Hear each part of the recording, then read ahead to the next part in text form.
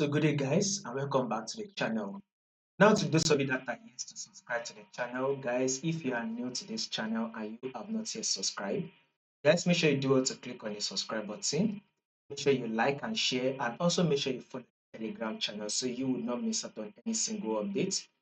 You will find the link to the Telegram channel in the comment section. And also, guys, you can also subscribe to the membership program so that you will get to trade with us, also go live with us, and also get exclusive trade updates. So you can join the membership by subscribing. By now, when you take a look at this JPY, you can see that our trend.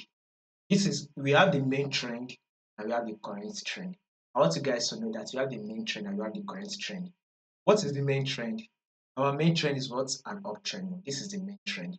We are in an uptrend move. Market is very much trending to the upside.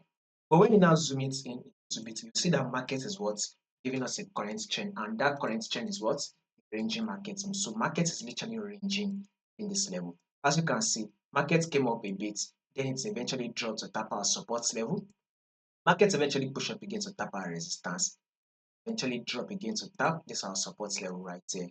Market then pushed up one more time again to tap the resistance, and then a drop was made that came to tap our support level, right?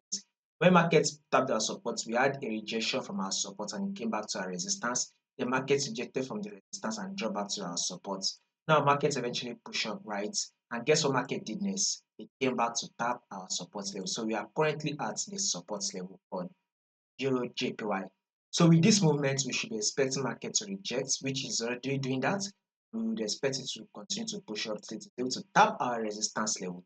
So this is to tell you that a bullish move in EURJPY is what we are going to be expecting. A bullish move on EURJPY is what we should be anticipating for the day, right? So this is a multiple rejection zone, right?